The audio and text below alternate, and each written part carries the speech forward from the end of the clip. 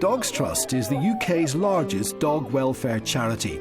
Their slogan, "A dog is for life, not just for Christmas," has significantly reduced the number of dogs given as gifts and then abandoned. The dogs, as I say, they're going to be really quite stressed, and the one thing that the dogs need when they're feeling stressed is a quiet environment.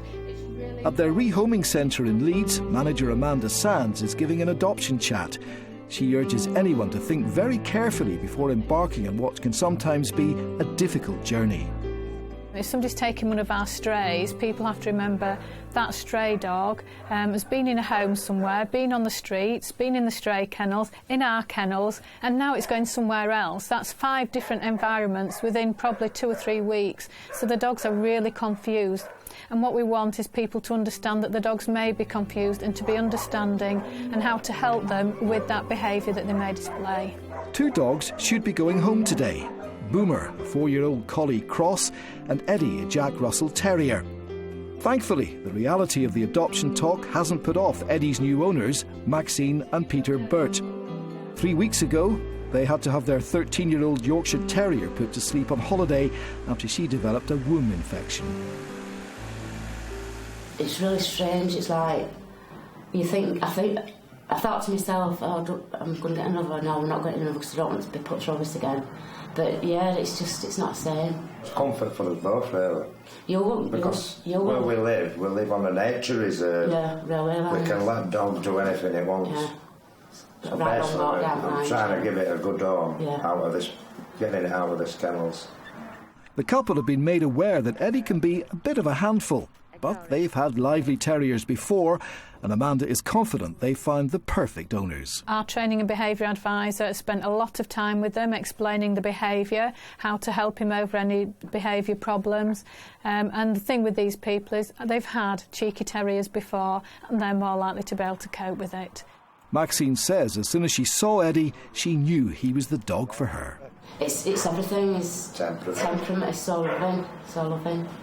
I mean, you could tell by when it come into you, licking you, pawing, it does everything. So it must have been trained something.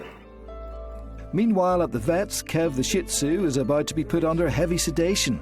He was rescued from the stray kennels in Bradford 2 days ago in a poor condition. The fur around his face is badly matted, and one of his back legs is all crusted over. Let's see what we can do. We'll just try and do him under a sedative. If he starts getting terribly excited, all right, we may need to go a bit further, but all right. The only way to tell how badly the skin has been affected is to remove the fur.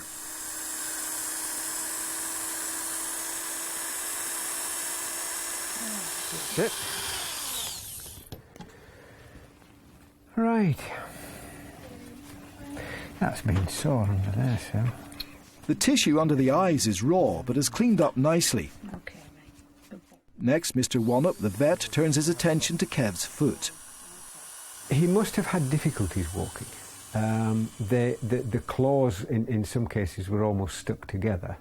And the actual nails had grown, on a couple of his claws, had grown right round and were almost encroaching back into the pad underneath, which obviously makes it extremely uncomfortable for him to walk.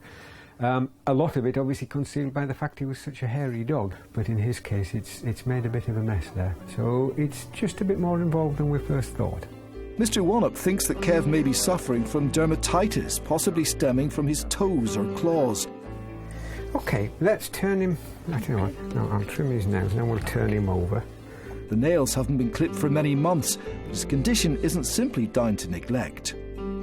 I don't think neglect has helped, and I think there may well be a scenario here whereby it's so uncomfortable for him that it has been difficult for any previous owners to keep on top of it. After a good clean-up, and with his leg in a bandage, Kev's looking a lot better. He'll be put on a course of antibiotics, and Mr. Wannop is confident he'll make a full recovery.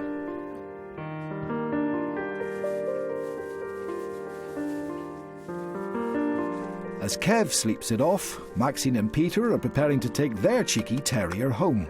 The paperwork is all signed and Eddie is legally theirs. But as Eddie goes off to enjoy his new life on a nature reserve, it's not such good news for Boomer, a 4-year-old collie cross who was also hoping to be adopted today. His new owner has had a change of heart. One lady was going to take a lovely dog called Boomer, who had come from a very difficult background and most certainly wasn't house trained. And when I went through the pre-adoption talk with her and the work involved with the house training, she gave it a little bit more thought and decided that perhaps Boomer wasn't the dog for her. And that was the right decision. What we don't want is the dog to go out and come back. I mean, Boomer's a lovely dog, and somebody with a different environment, it'll be fantastic for them. In the next episode, the difficulties of choosing an abandoned dog. When you walk in here, you're ruled by your heart, because you see these dogs and you see them in cages and you want to make it all better.